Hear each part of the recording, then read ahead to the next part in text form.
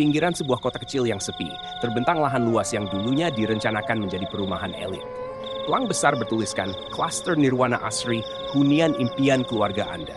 Kini sudah miring, catnya pudar, huruf-hurufnya terkelupas dimakan hujan dan matahari.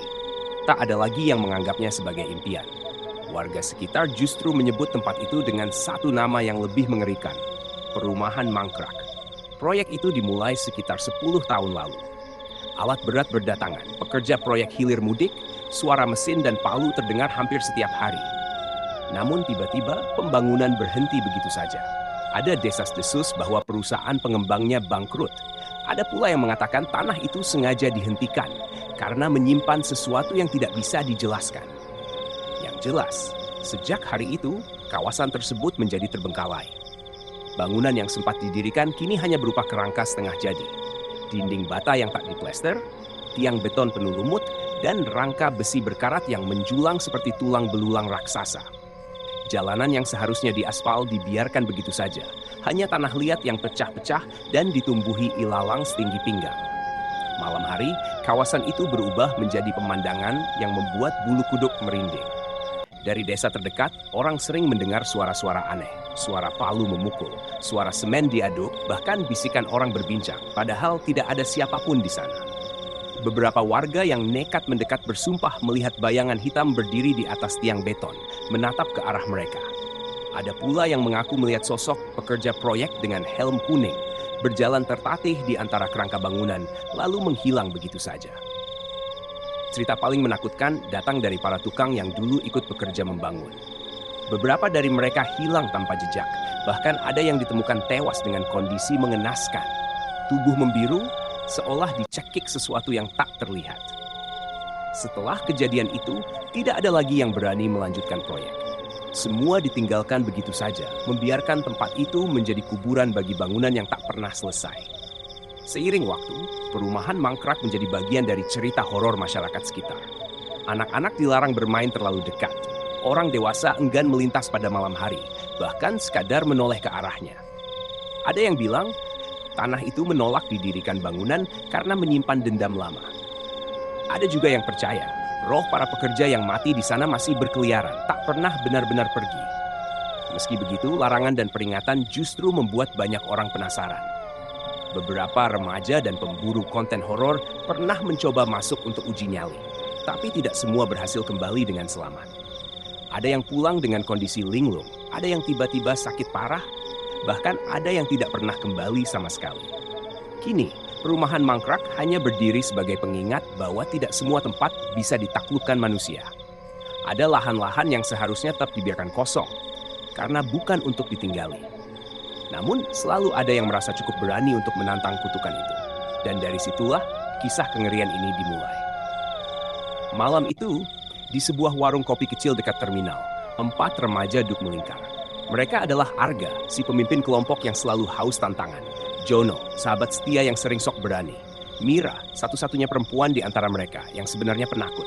Dan Ferry, si pendiam yang lebih sering merekam dengan kameranya ketimbang bicara. Dengar-dengar, ada yang bilang kalau perumahan mangkrak itu angker banget, kata Arga sambil menyeruput kopinya. Matanya menyala penuh rasa penasaran. Katanya malam-malam suka ada suara palu, padahal udah nggak ada orang kerja di sana. Jono terkekeh sambil memukul pundaknya. Ah, itu palingan suara hewan. Jangan ditelan bulat-bulat cerita orang kampung. Namun Mira langsung merinding mendengarnya. Ia menunduk, jari-jarinya memainkan sedotan es teh yang sudah mencair. Aku nggak setuju. Udah banyak orang bilang tempat itu berbahaya. Ada pekerja yang hilang, ada yang mati aneh. Kamu lupa, Ga? Arga menatapnya, senyum tipis terbentuk di bibirnya. Justru itu menarik. Kalau kita bisa masuk, rekam, terus keluar dengan selamat, kita bisa buktiin kalau semua itu cuma mitos. Kita bisa viral. Ferry yang dari tadi diam akhirnya angkat bicara. Suaranya pelan, tapi tegas. Aku pernah lihat video orang masuk ke sana.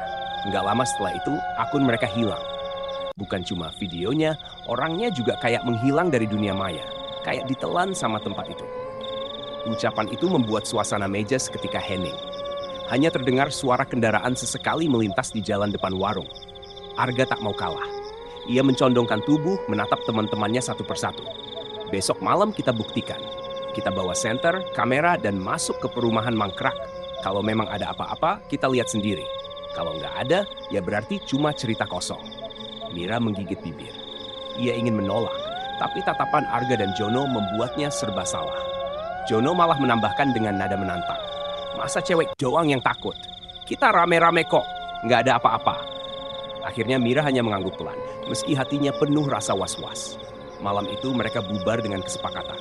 Besok pukul 11 malam, mereka akan masuk ke perumahan mangkrak. Ketika masing-masing berjalan pulang, Mira merasa langkahnya berat. Di kepalanya terngiang mimpi buruk yang sering ia alami sejak kecil. Mimpi tentang bangunan setengah jadi, tiang-tiang beton menjulang, dan suara palu bertalu-talu di kegelapan. Dalam mimpinya, ia selalu melihat bayangan hitam berdiri di puncak bangunan, menatap lurus padanya dengan mata kosong. Mira berhenti sejenak di depan rumahnya. Angin malam menerpa wajahnya, membawa bisikan samar. Jangan datang. Ia menoleh cepat, tapi tak ada siapapun di sana. Hanya pepohonan bergoyang diterpa angin. Mira memeluk dirinya sendiri. Ia tahu, besok malam akan menjadi malam yang tidak biasa. Malam yang mungkin tidak semua dari mereka bisa lewati dengan selamat. Jam dinding menunjukkan pukul 11 malam, ketika Arga, Jono, Mira, dan Ferry berkumpul di tepi jalan tanah yang mengarah ke perumahan mangkrak. Angin malam berhembus kencang, membawa aroma lembab tanah basah bercampur karat besi. Suasana sunyi, hanya suara jangkrik dan lolongan anjing dari kejauhan. Gerbang proyek itu masih ada, namun sudah miring, berkarat, dan sebagian terlepas dari engsel. Papan reklame yang dulu menjanjikan hunian impian, kini nyaris roboh. Huruf-hurufnya mengelupas, menyisakan tulisan samar yang sulit dibaca. Wih, kayak masuk ke dunia lain, bisik Jono sambil menyalakan rokoknya. Asapnya mengepul, terbawa angin dingin yang menusuk tulang. Mira merapatkan jaketnya. Dari tadi bulu kuduknya tak berhenti berdiri. Aku masih nggak enak hati ga, kayak ada yang ngawasin.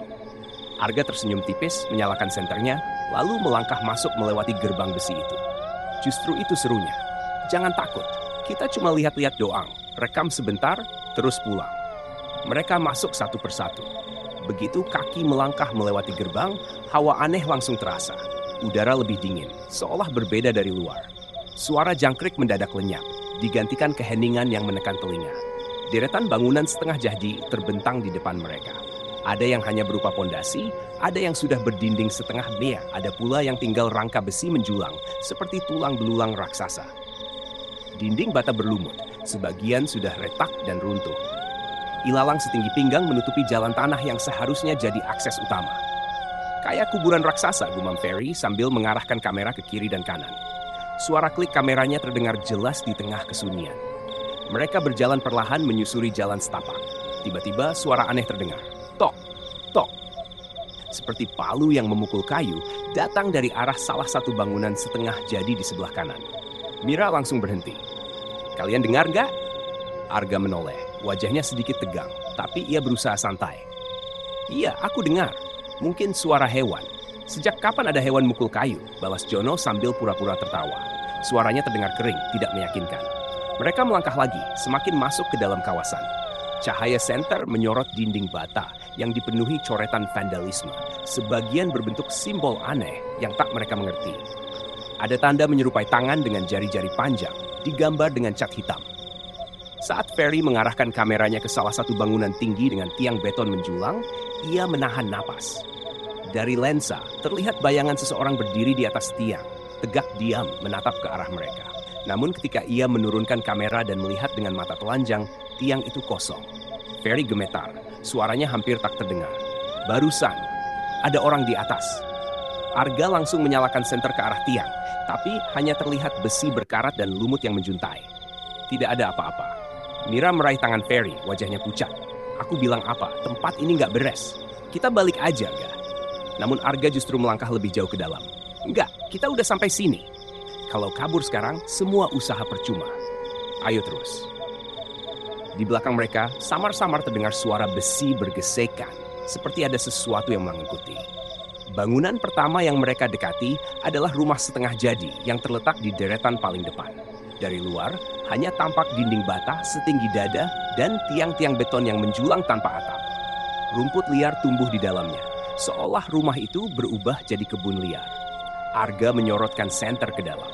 Cahaya kuning pucat memperlihatkan lantai tanah yang dipenuhi pecahan batu bata.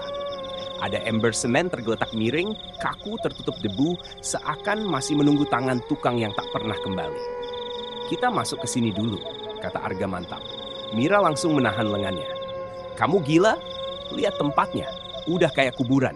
Namun Jono justru mendorong Arga sambil tertawa kecil. "Ayo, Ga, kita harus mulai dari yang kecil dulu, baru nanti ke bangunan yang gede. Kalau Mira takut, tunggu aja di luar." Mira mendengus, tapi akhirnya ikut masuk karena tak ingin ditinggal sendirian.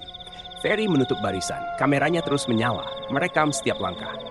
Begitu mereka melangkah ke dalam bangunan itu, hawa dingin semakin menusuk. Seolah ada lapisan udara lain yang menjerat tubuh mereka. Bau anyir samar tercium, membuat Mira hampir muntah. Di sudut ruangan ada sesuatu yang menarik perhatian Ferry. Ia menyorotkan kamera lebih dekat. Bekas tangan tercetak di dinding bata basah, panjang dan kurus, seakan baru ditempelkan. Padahal dinding itu sudah kering bertahun-tahun. "Lihat ini," bisik Ferry. Semua menoleh.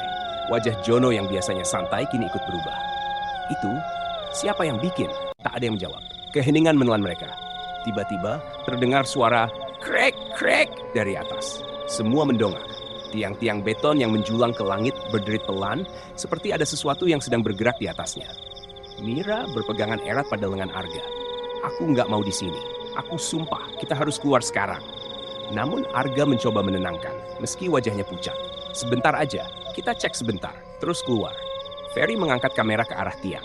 Melalui layar, ia melihat sekilas bayangan hitam merayap di antara tiang-tiang itu, bergerak cepat seperti laba-laba raksasa. Tapi begitu ia menurunkan kamera, bayangan itu lenyap. "Gah, ada sesuatu di atas." Ferry bersuara gemetar. "Jangan halu, Fair," saut Jono, meski suaranya juga terdengar goyah. Mereka mulai melangkah mundur, hendak keluar dari bangunan itu. Tapi saat sampai di pintu masuk, Arga mendadak berhenti. Cahaya senternya menyorot lantai, dan semua terdiam. Ada jejak kaki basah. Bukan jejak sepatu, tapi telanjang, jelas menempel di tanah berdebu. Jejak itu bergerak dari dalam rumah menuju keluar, tepat ke arah gerbang tempat mereka masuk tadi. "Siapa yang barusan lewat sini?" bisik Mira. Suaranya hampir pecah, tak ada yang menjawab. Tapi saat mereka menoleh ke arah luar, terlihat samar. Di kejauhan, di jalan tanah penuh ilalang, ada sosok tinggi berdiri diam. Hitam pekat, tanpa wajah. Senter Arga bergetar di tangannya. Dan sosok itu bergerak sedikit maju. Sosok hitam itu berdiri tak jauh dari mereka. Samar tertutup ilalang yang bergoyang tertiup angin. Tingginya tidak wajar, lebih tinggi dari tiang batas setengah jadi di sekitar. Tubuhnya kurus, seolah hanya bayangan yang memiliki bentuk manusia. Mira tercekik napasnya, tubuhnya gemetar. "Kalian lihat itu?" Suaranya pecah. Arga mengarahkan senter lebih terang, tapi cahaya itu hanya menembus tubuh sosok itu tanpa memantul.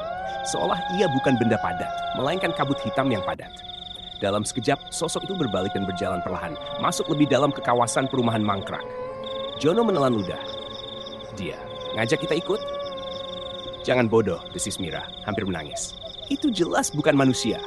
Namun Arga, entah karena rasa penasaran atau keras kepalanya, justru berkata pelan, "Kita ikutin. Kita harus tahu." Mereka akhirnya melangkah keluar dari bangunan setengah jadi itu. Ferry tetap merekam, meski tangannya bergetar. Kamera menangkap jejak kaki basah di tanah kering berdebu, berderet panjang menuju arah sosok tadi pergi. Mereka mengikuti pelan, menapaki jejak-jejak itu. Udara semakin dingin, angin bertiup membawa bau anyir dan karat besi. Semakin dalam mereka melangkah, suasana makin menekan, seolah dinding tak kasat mata menutup di sekeliling mereka. Di kiri kanan, rumah-rumah mangkrak semakin menyeramkan. Ada yang dindingnya bolong besar seperti mulut terbuka. Ada yang penuh coretan hitam tak terbaca. Bahkan beberapa tiang beton tampak berlumuran sesuatu yang menyerupai bekas darah kering.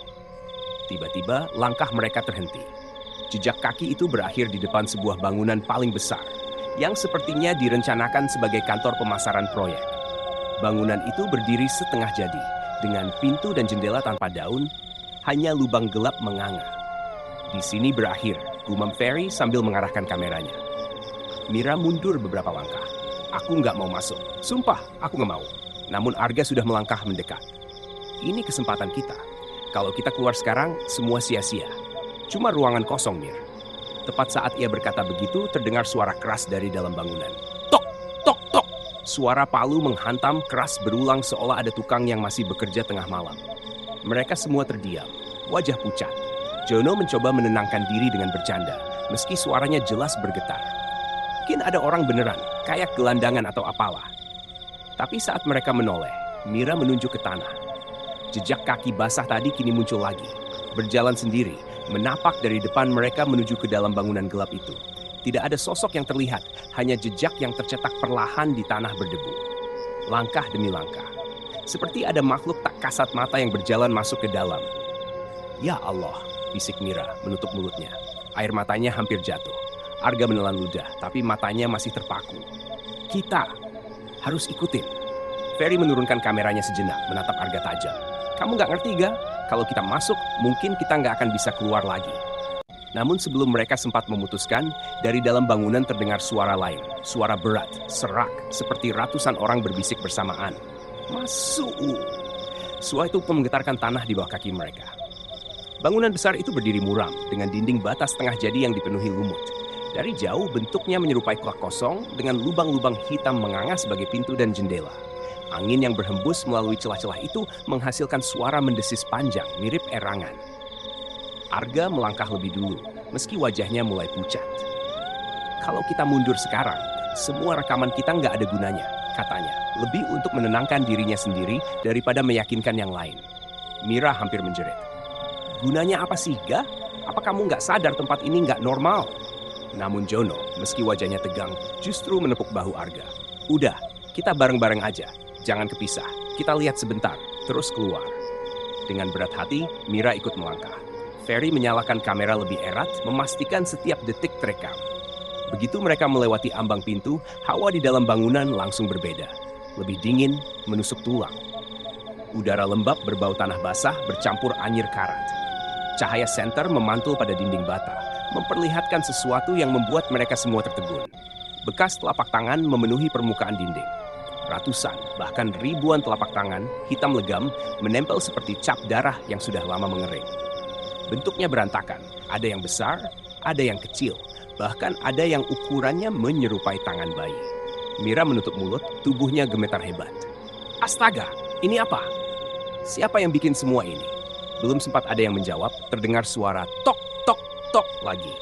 Kali ini lebih dekat, seolah berasal dari lantai atas. Mereka semua serempak mendongak. Lantai atas bangunan itu tidak sempurna. Hanya ada beberapa tiang beton yang menopang sebagian besar lantai yang bolong.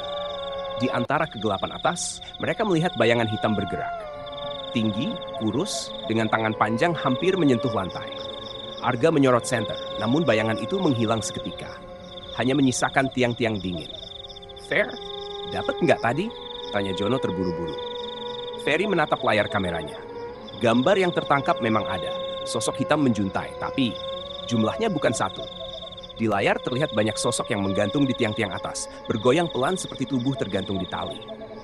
Ferry menjatuhkan kameranya. Bangsat, mereka bukan satu, mereka banyak. Mira langsung menangis kecil. Aku nggak mau di sini, kita pulang. Sekarang! Namun seakan menjawab permintaannya, tiba-tiba suara keras bergema dari seluruh penjuru bangunan. Bukan hanya suara palu, tapi juga teriakan-teriakan serak bercampur tangisan. Suara itu datang dari segala arah, memenuhi ruangan, membuat dinding bergetar. Arga menutup telinganya, wajahnya ketakutan. Apa yang terjadi? Kenapa tempat ini hidup? Dari dinding yang penuh telapak tangan itu, tiba-tiba muncul cairan hitam pekat, merembes perlahan, menetes ke lantai. Cairan itu bergerak sendiri, mengalir ke arah mereka seperti hidup. Mira mundur sambil menjerit. Kita harus keluar, sekarang! Mereka berlari ke arah pintu, tapi suara langkah-langkah berat terdengar dari luar. Sesuatu sedang berjalan masuk. Cahaya senter Arga bergetar menyorot ke ambang pintu. Dan di sana, berdiri sosok tinggi hitam. Bayangan pertama yang mereka lihat di ilalang, kini lebih jelas. Matanya kosong, hitam pekat, dan mulutnya ternganga lebar, seolah menelan cahaya. Pintu keluar kini terhalang. Sosok tinggi itu berdiri di ambang pintu. Tubuhnya hanya berupa bayangan gelap pekat tanpa detail wajah. Namun, matanya dua lingkaran hitam kosong, seolah lubang yang langsung menembus kehampaan. Mulutnya terbuka lebar, tanpa gigi, hanya kegelapan yang berputar di dalamnya. Mira menjerit histeris dan bersembunyi di belakang Jono. Itu bukan manusia. Arga mencoba melangkah maju, menyorotkan senter tepat ke wajah sosok itu. Tapi cahaya seolah disedot masuk ke mulutnya, padam begitu saja. Senter itu redup, lalu mati total. Kegelapan mendadak menyelimuti ruangan, hanya menyisakan kamera Ferry yang masih merekam dengan lampu kecilnya. Suara berat bergema dari mulut sosok itu, bukan seperti bicara, melainkan ribuan bisikan bersamaan. Kalian tak boleh pulang. Jono panik, menarik tangan Mira. Kita cari jalan lain. Ayo ke belakang. Mereka berlari melewati ruangan penuh cap tangan. Dari setiap cap itu, kini terdengar suara lirih, seperti rintihan manusia yang disiksa. Beberapa cap tangan bahkan mulai bergerak, meninggalkan bekas goresan panjang di dinding bata, seolah pemiliknya masih terjebak di balik sana. Ferry hampir menjatuhkan kameranya saat melihat cairan hitam tadi semakin banyak, mengalir deras dari dinding. Cairan itu berbentuk seperti tangan-tangan kecil yang meraih pergelangan kakinya. Ia menjerit, menendangnya keras-keras, lalu terus merekam meski tangannya gemetar. "Ke tangga! Cepat!" teriak Arga. Mereka berlari menuju tangga setengah jadi di ujung ruangan. Tangga itu sempit, hanya terdiri dari semen kasar tanpa pegangan. Suara langkah berat mengejar dari belakang, disertai dengusan panjang yang membuat udara terasa bergetar. Saat sampai di lantai atas, keadaan tidak lebih baik. Lantai hanya sebagian yang tertutup semen, sisanya bolong menganga, menampakkan kegelapan dasar bangunan. Tiang-tiang beton menjulang, dan di antara tiang itu terlihat bayangan bergelantungan. Puluhan, bahkan ratusan tubuh hitam panjang yang menggantung seperti mayat di tali. Mereka bergoyang pelan, mengeluarkan suara krek-krek, seolah leher mereka dipatahkan. Mira menjerit lagi, menutup matanya erat. "Ya Tuhan, jangan biarkan aku mati di sini." Arga mencoba tegar, meski wajahnya pucat pasi. "Ada jendela di sana, kita bisa lompat keluar." Namun begitu mereka mendekat ke jendela besar yang bolong, sesuatu membuat mereka berhenti. Dari luar tidak terlihat jalan keluar. Yang ada hanya kegelapan pekat, seolah bangunan itu tidak lagi berada di dunia nyata. Tidak ada ilalang, tidak ada jalan tanah, hanya kabut hitam tak berujung. Ferry mengarahkan kameranya. Layar memperlihatkan sesuatu yang berbeda dari mata telanjang. Di luar jendela, puluhan wajah pucat dengan mata kosong menempel di kabut, menatap mereka serentak. "Gak, kita terjebak." Suara Ferry bergetar, hampir menangis. Jono menoleh ke arah tangga, tapi suara langkah berat itu makin dekat, menggema seperti palu raksasa yang menghantam lantai. Arga berdiri terpaku di tengah ruangan, tubuhnya gemetar hebat. Untuk pertama kalinya ia kehilangan kata-kata. Tak ada jalan keluar. Suara langkah berat itu semakin dekat, menggetarkan setiap tiang beton di bangunan setengah jadi itu. Dari tangga yang gelap, terdengar desisan panjang bercampur dengusan, seakan sesuatu yang sangat besar sedang merangkak naik. Mira memeluk dirinya sendiri, menangis terseduh. "Kita mati di sini, kita semua bakal mati." Jono mencoba menariknya ke pojok, meski wajahnya sendiri sudah sepucat mayat. "Tenang Mir, tenang, kita cari cara."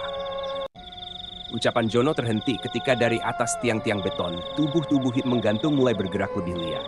Awalnya hanya bergoyang pelan, kini mereka berayun cepat.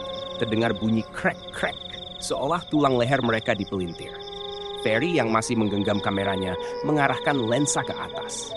Cahaya kecil dari kamera memperlihatkan sesuatu yang tak sanggup ia cerna. Sosok-sosok itu bukan sekadar bayangan. Mereka adalah para pekerja proyek, dengan pakaian kotor dan helm kuning yang retak. Wajah mereka pucat membiru, lidah terjulur, dan mata kosong melotot. Tubuh mereka tergantung dengan tali hitam yang menjulur dari kegelapan di langit-langit. "Ya Tuhan!" Ferry hampir menjatuhkan kameranya, suaranya pecah. "Mereka para pekerja yang hilang." Mira menjerit, menutup wajah dengan kedua tangannya. Namun suara itu justru membuat tubuh-tubuh gantung itu berayun lebih cepat, mengeluarkan jeritan serak bersamaan, seperti ratusan suara bercampur jadi satu. Arga yang sejak tadi terdiam, akhirnya bersuara dengan nada panik.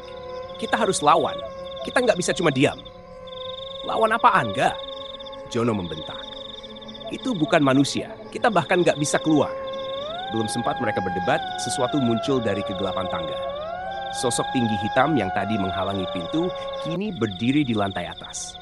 Tubuhnya lebih besar, kepalanya hampir menyentuh langit-langit bangunan. Dari mulutnya yang menganga, terdengar suara ribuan bisikan. "Kalian, milik kami sekarang." Seketika, tubuh-tubuh gantung itu jatuh satu persatu, bukan ke lantai, melainkan ke arah mereka. Seperti dilempar oleh kekuatan tak kasat mata, satu sosok jatuh di dekat Jono. Tubuh pucat itu merangkak dengan leher terkulai, menggapai dengan jari-jari dingin. Jono menendangnya keras, tapi tubuh itu bangkit lagi tanpa suara. Mira berlari ke arah jendela menjerit-jerit, "Aku nggak peduli, aku harus keluar." Ia berusaha melompat, tapi yang dilihat di luar bukan tanah, hanya kabut hitam dengan wajah-wajah pucat menempel, menatap dengan tatapan kosong. Ferry merekam semuanya, nafasnya tersengal. Ini bukan dunia kita lagi. Kita udah dibawa masuk ke tempat mereka. Arga, dengan sisa keberanian yang tersisa, meraih sebatang besi berkarat yang tergeletak di lantai. Kalau memang harus mati, aku nggak akan mati tanpa melawan, teriaknya sambil mengangkat besi itu. Sosok tinggi hitam itu mendekat. Setiap langkahnya membuat lantai bergetar. Dari mulutnya kini terdengar jeritan panjang, memekakkan telinga. Tubuh-tubuh gantung semakin banyak yang turun, merangkak cepat mendekat. Suara mereka bercampur dengan bisikan serak, menciptakan kekacauan suara yang tak tertahankan. Dan di tengah kengerian itu, satu hal jadi jelas. Tak ada yang bisa keluar hidup-hidup dari perumahan mangkrak.